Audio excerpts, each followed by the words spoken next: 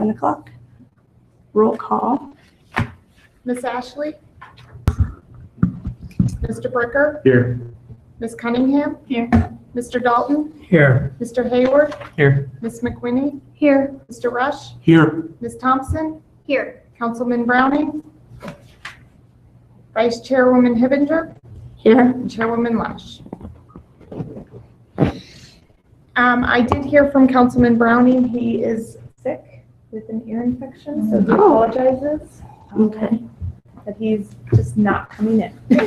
Okay. And we also heard from Chairman Lash that she had a project that might be running late, and if she could be here, she would be. So she may show up, she may not be able to. So, Okay. Do we have approval to excuse Miss Ashley, Mr. Browning, and Miss Lash? Motion to excuse. Second. Mr. Bricker, Yes. Miss Cunningham, Yes. Mr. Dalton, Yes. Mr. Hayward, Yes. Miss McWhinney, Yes. Mr. Rush, Yes. Miss Thompson, Yes. and Vice Chairwoman Hibinger. Yes. Okay, do we, approval of the motion, a motion for the summary of the meeting from April 17th? You didn't have to be there to approve minutes as long as you read them. Do I have approval? A motion to? Yep. Second. Roll Mr. call. Mr. Bricker, Yes. Miss Cunningham, Yes. Mr. Dalton, Yes. Mr. Hayward, Yes. Miss McWhinney, Yes. Mr. Rush, Yes. Miss Thompson, Yes. Vice Chairwoman Hibinger. Yes. Thank you. And we will move to public comments. None? And the update of the YMCA recreation.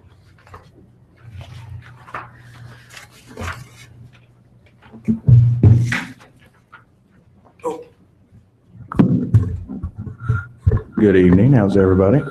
Good. Good.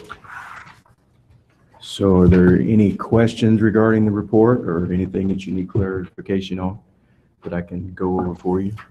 The one thing that I will point out for you is the Jack Florence Pool. Will be opening on Saturday, May 26th, but I mean, that's 27th, but that should be the 26th if I'm not mistaken.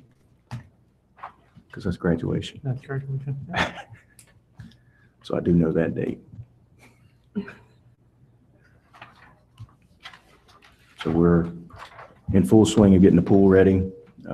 Staff has been hired and is being trained. So we should be ready for the summer.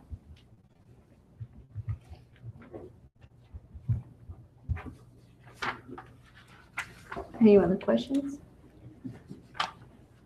Jeremy, how is baseball? Is everything's up and running in baseball, and we'll be moving along? And how's participation in that this year? Baseball is up and running. Looks like, according to the report, there's 440 boys and girls registered this season, which is down from last year. All leagues are running. We do not have Pony this year, and we didn't have U15 last year for girls. So that would be the only change that we've made. We tried a Little League Plus to get some of the older boys, but that didn't make as well. So most of the kids are playing travel. So if you can play travel and play on the weekends, that's what it's going to. So we're concentrating on the younger ages, putting most of our efforts in those ages: T-ball, coach pitch, Mustang, T-ball and coach pitch and girls, and U10 and U12 girls. I will say that I would say in the near future, probably in the next 3 years, you will see a drastic drop in numbers as far as rec, baseball, and softball. Why do you think that is? Because of travel ball. Just because of travel? Well, and travel at this point now is so watered down to the point where if I'm a dad and I don't like what's going on here, I can take a team and say I'm going to play travel. But what they consider travel Some people ask parents all the time, so where's your kid playing? They say, I'm playing travel ball. Well, where are you playing? Well, we're playing in the big league down at Ohio State. That's not necessarily travel. There's different levels to travel ball. And it's convenient. You get 2 games on Saturday or Sunday, and it's a lot simpler. Well, it used to be 16 and 18, and now it's as young as 8. Yes, they have coach pitch travel teams. So it's, They're 8 years old? yep. Okay. Makes sense. One of the things us and the wife probably have to work on is probably hosting more tournaments, don't you think? I mean, I think that's going to be getting more use out of our fields. Revenue generator. Yeah, I think exactly. you've got that coming for soccer too. Hosting more tournaments, Well, I'm not sure. I mean, not with our soccer, we don't. but you don't think so? Our I feel soccer like is, it's just, I feel like travel ball for soccer is just as competitive and popular. well, as- it's a little different. Because there's still that big gap between travel soccer and travel and rec soccer. Okay. Um, If you have an 11-year-old, you don't really have the choice. right. Yeah, You either do the travel ball or you don't You have don't. anything. yep, That's, I guess, where I'm thinking, yeah, not necessarily the 5-year-olds. yeah. I think, yes, hosting tournaments would be, Yeah. I mean, there's a couple really big ones around here, but nothing in Delaware. The closest is Gaps at Yeah. Noel Tandy, Powell. I mean, the only thing baseball-wise is the Wood Bat tournament and the Memorial Day tournament, but they play at the high school, and those are older kids. They're not the younger divisions. So it's a difficult thing to try to get, because I know from coaching travel ball for 12 years that, you go for tournaments that are showcase or premier, especially when you get to 13, 14 years of age. Because at this point, those kids are looking at the next level. So my job as the coach is to get them in front of as many college coaches as I can. And, I love Delaware, but I don't know too many coaches that are coming to Delaware to watch baseball tournament. When you can go to Notre Dame, you can go to Ohio State, and these colleges that are hosting these tournaments. And as a college coach, I can go watch 1,000 kids versus 1 in one weekend. Buckeye Elite has that covered in July. Yep. And they play all over, Everywhere. everywhere. But they also pull in 100 college scouts easily. Yep. This is a different game When's fall registration start? for classes. Programs, soccer to classes to whatever. Fall should open up July. Middle of July, I think it is, Okay. somewhere in there. Jeremy, how's adult softball? How was the numbers on that this year? I think we had 22 teams, 20, something like A lot that. of new teams. More teams Yeah. than last year, so that's There's not any more. I think we had 24 last year, okay, so it's about the same. about the same, Okay. but majority of them are new teams. Okay. The number of teams drastically went down in the men's Thursday night teams, because I play on one of them. We're down to 8 teams total for Thursday, so they combined all 8 teams into one league instead of having two different Scarlet and gray. Scarlet and gray. Yeah. Yeah. I play on the co-ed on Sundays, and they have 2 divisions there. They've got more of a rec division and more of a competitive division. Mhm.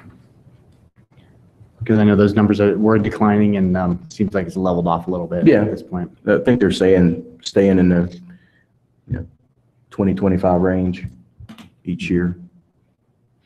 We would hope that would pick up. But again, it's a different age. I loved playing. I played 3 nights a week when I played. So, but I think a lot of it now is parents are following their kids around a little bit more and they're less free time for adults too, so. that's exactly why I do not play anymore. Yeah. Any more questions? All right, thank you, Jeremy. All right, let's move to update of the parks activities. So, so what we I'm probably going to get. I was hoping to do it this meeting, but it'll probably be next month. Is cemetery master plan. We've got a consultant working on that, and I want to give you guys an update on when they have a presentation ready. So they're looking at some areas on how we can expand the cemetery with some of that new sections over by Liberty Road, and we're kind of moving down the path where. When you look at the cemetery, you have the old section when you pull in off of Sandusky, which is really great. The roads are like, there's no grid pattern at all, and it's like the old time. And so we kind of moved further west, and it kind of gets a little bit more gritty. And the consultant's looking at that new area closer to Liberty Road, kind of pulling it back to that old section where the roads are a little bit more of a park-like setting, and maybe even some water features in there. But also, I'm learning a lot about cemeteries. There's a lot of different burial techniques than just putting people in the ground. There's cremations, there's columbariums, there's just a lot of different areas, and we're going to try to look at those and try to bring that cemetery a little bit more modern to offer some of those services. So you're going to get a little bit of education on that in the next meeting, and some plans, and just kind of get your thoughts on that. So just that's up and coming. As the pool is up and running, we're kind of a little bit ahead of schedule right now. We shouldn't have too many issues. The pool's filled. New pump is in, working, and we did. I don't know if you remember last year, we caulked a lot of the joints in there, and I think we've already noticed less water usage, so that's great. And also at their next meeting, we are going to bring in that's the OSU dive team is looking at relocating to Delaware for a year as they renovate their facility. Nothing's official yet, and this would happen in 2019, but then we're going to bring them in and kind of explain a little bit what they're proposing and how this would work, and see if this is something that can work. But want to get your input on that, but they'll be here at the next meeting. We've already set that with them. Is that a bingo? Yeah, at Mingo. So I think it'd be kind of a neat to see that a little bit, but it'd be just for 1 year. My daughter works out with them. Okay, yeah. So direct out of the house. So that'd be easy for you, huh? Tomorrow night. So 2019 summer might really work out for you. Pickleball, the lines are going down at Smith Park, should be by the end of this month. So we've been in contact with the pickleball group, and they're happy. They've been calling about every week to see when the lines are going down, but we've been at the will of the contractor on that, and he's been, I'm sure, slammed at this point. So we were supposedly first on his list, but the weather's broke, and he promised by the end of the month. And disc golf, they were supposed to be here tonight to give, we're going to be looking at working with a disc golf group in Delaware. They want to look at getting a disc golf course in one of our parks. One of the ones we've talked about is possibly Wetland Park. Don't have any concepts or anything on that yet, but with that Cactus Hollow area around the pond, there's a possible expanding some trails in there and maybe potentially putting in a disc golf course in there. The other one you might want to look at is New Park off Houck. Yeah. Oh, yeah, in that wooded area. If you're going to have some sort of wooded trail, I mean, that would be. Yeah, the only problem is it seems like they need more acreage than that, but we'll see that. But that definitely brought that one up also. Yeah, So- and Delaware State Parks gets used a ton. Yes. They hold national competitions there. Yeah, and that's kind of what I think we can get a lot of interest from is the economic benefits of bringing in some of those competitions into Delaware. And it's an amenity we don't have right now, and it seems like there's a need for it. And disc golf courses, I don't know if you're familiar, they fit in pretty well with parks. Yeah, They're absolutely. They don't, Yeah. overpower them or anything like that. So it's a good use for a park, and especially in it's kind of between passive and active. So And it's really fun. yeah. I'm sorry they're not here tonight, but they'll give you an education on some of the, just you have a putting frisbee. It's crazy. Yes. Unless you're a family, then you just have one disc. Yeah, exactly. I understand that part. They have driving discs and putting discs. Yeah. You could spend $100 per person Right. on discs. He's got racks of discs in his basement. And they have And then you just throw them in the lake and they're gone forever. Speaking from experience. Maybe. So that might be a good field trip. Yeah, Glacier Ridge actually has one down in the Dublin area, just north. And And Allen There- Creek has a really good one, I guess. yeah, Allen Creek's is good. Glacier Ridge is not good. If you want to look at not how to do it, and that's within the disc golf community, and that's because they let the grass grow really tall. So unless you're a very skilled player, you will lose your you're losing. disc because no one throws in those the narrow lanes that they have. Yeah, So within just, I mean, my job is to bring in tournaments. So talking to tournament directors, they won't use that course really? because Okay. it's not maintained well enough for the average user. If you want to get ticks or something.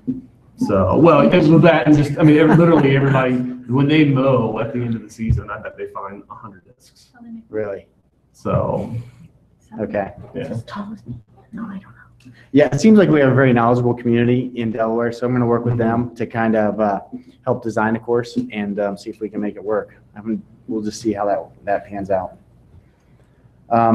Thank you for the board. We had a very good Arbor Day and Kids Day at the YMCA and at First Friday. Got a lot of good comments. I think for the most part, the Hetherington plan was, I didn't hear too many issues with it.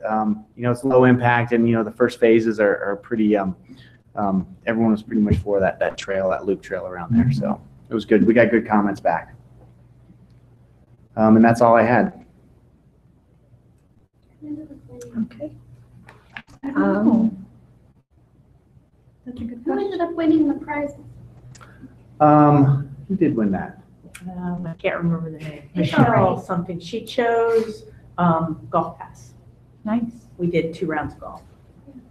Oh, that was nice. Yeah, and I also mentioned, we also had a Citizens Academy last month. Went very well. We had them at the golf course. So we kind of tried that, the kind of the family night that we're going to propose next month. And they seemed to like it pretty well. We painted some targets out on the driving range, did some stuff on the golf course itself, and did some games on the putting range. So we're going to start promoting that family fun night out at the golf course and just see how a night goes on that. See if it brings a different group down to the golf course. The nice thing, again, a lot of them didn't even realize the golf course was down there. They lived in Delaware, some of them for a long time, but yeah, it started out kind of slow, but then by the end, you get some of these older people there kind of getting a little into it and a little bit competitive, so it was kind of good. And we just drew names out when they came in. I had them, and all the couples got split up, so then it was like a rivalry between the husband and wife. Wow. Yeah. So, yep, that's all. Let's move to discussion recommendation of the smoking restrictions at the parks.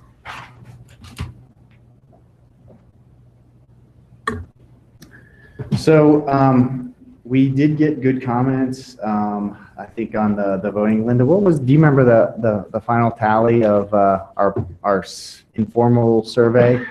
It was like 101 or 105 or something to like 5. Okay. For the band? For the van, For the yeah. band. Was So- that that first Friday, or was that at the That was Healthy both Kids? of Both combined? And I will say this, that survey is probably a little bit swayed because, a lot of people that come up to talk to them, we're definitely, so, but Abby's here also, and she also has done some surveys, and I'm not sure if was that part of the packet last month or this month, some of the information from the health department? We talked about it. Okay. I don't know, Abby, if you want to say anything more about that survey you've done with some of the smoking?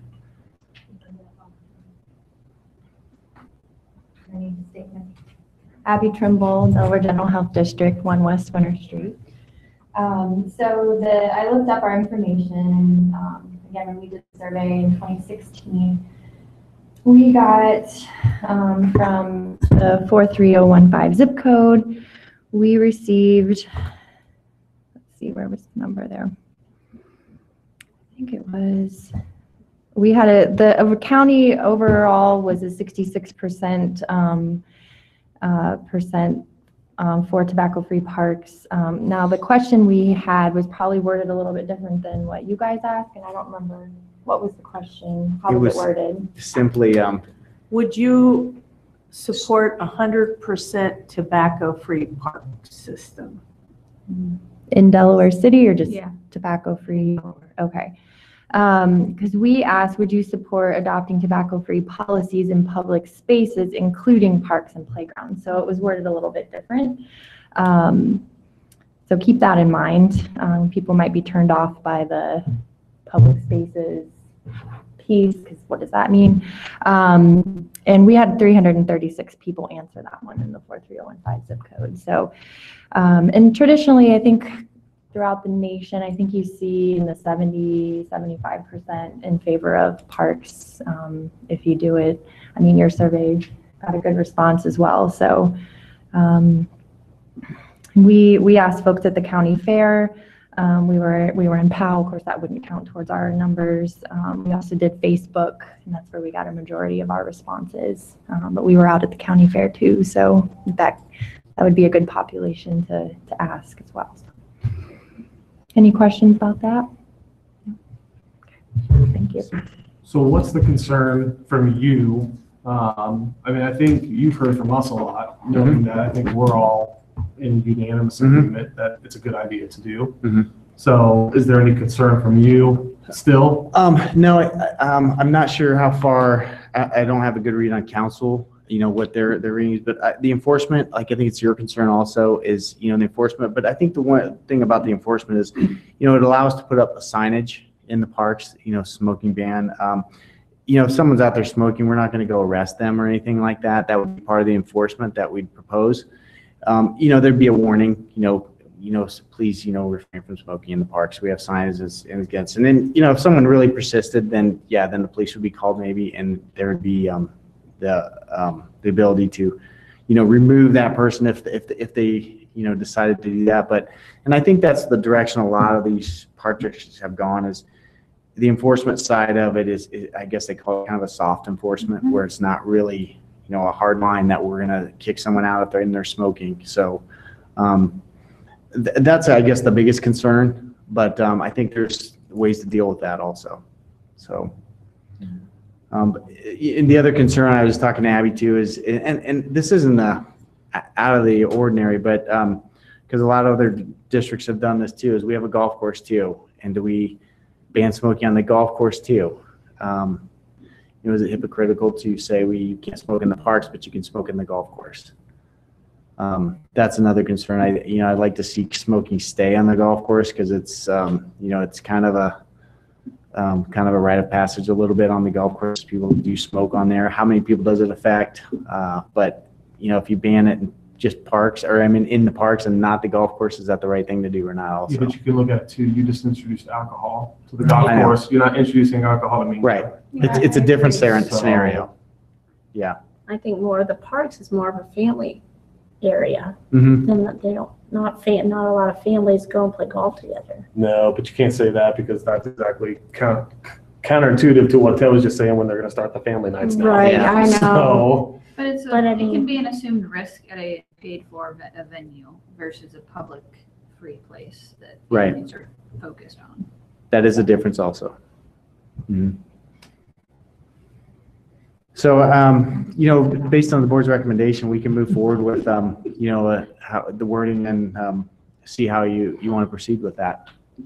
I don't know if there's any motions that want to be made tonight, or do you want to look at the language before we make any motion? Do we have any sample language from other parks? Yeah, I've got some that and I've talked to Darren, our attorney, just to kind of get, a feel for what that should look like. And I can propose that language to you in the next packet if you want. Sure. I mean, that would probably make the most sense, right? Like proposing what we're going to recommend So to you can see it. council. Right. And then we can vote, yes, we all agree that we should recommend this. as But a city policy. and I guess tonight I wanted to get, if that's the direction the board wants to move, we can just look at that language and see if that's, we can get that worked out with this board. Yeah, I think we all are unanimous. I personally think the soft, regulation makes sense. Mhm. I don't think police should be called because somebody's smoking in the park. Right, Nor do I think somebody should be arrested because they're smoking in a park. right. And I am personally fine if smoking stays at the golf course. I think that the golf course attracts mostly adults. And, you know, I don't know, I feel like it's a very different setting, in my opinion. Okay. Yeah. I agree. And I think it would harm revenue. Yeah, And I don't think we can afford to harm, right. so. Well, then we'll propose language in your next packet and see if you are agreeable to it and if you want to make changes to it and decide our next meeting. Okay. Perfect. Okay, sounds good.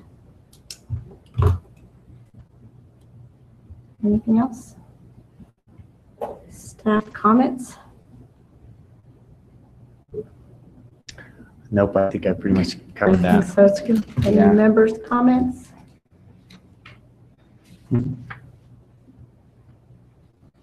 I guess the meeting's adjourned at 7:29. Do we need to, are we gonna send out I can't think of the name of it, Sign Up Genius for any more of the first Fridays, or did we only need to be at the first set of first? Sorry, I meant to ask that a minute ago and I couldn't get my thoughts together. I mean, that's up to you guys, if you want to do another one and what you want to do. How did it go? I thought it was really windy. Yeah, it was windy. Yeah. I mean, first Fridays are always weather related Oh, yeah. on the success of them. It was good. Oh, I would We say talked it to a was- lot of people. I would say it was more than successful. It was just windy, but Yeah, it was fun. And we Would talked you to a have lot of people stop if you weren't giving away something? They didn't stop because we were giving away something. They stopped to look at the park, the plan. And it was kind of so windy, we really weren't promoting the giveaway. Yeah, No. because we had to like, Yeah, it was, you just couldn't keep control of all the papers. but Abby did help save us with waves and. Yes, yeah. No, I think people were very interested in seeing the phases of that Mhm. park and asking us questions about the parks. I mean, great. I was pleasantly surprised at how many people stopped to just chat about the parks. my son said we have our own TED Talk.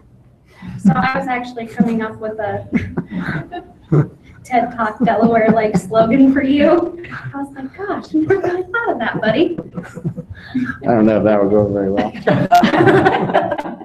But you definitely had your fair share of the line of people at Yes. any given time to talk to It was Ted. hilarious. I mean, the people were so friendly and Yes. asked really good questions about the park Mhm. and just, I mean, I think most of our conversations were centered on the park. Yeah, and that public input is invaluable. It's It just, is. it's just great to Yeah. get it. And it just, a lot of times it might reassure what we're already thinking, but that's still good. And the same thing at Healthy Kids. Yeah, You know, it was people fun. came to talk about the park. Yeah, were super excited. I mean, overwhelmingly, one person said, "Who's paying for this?"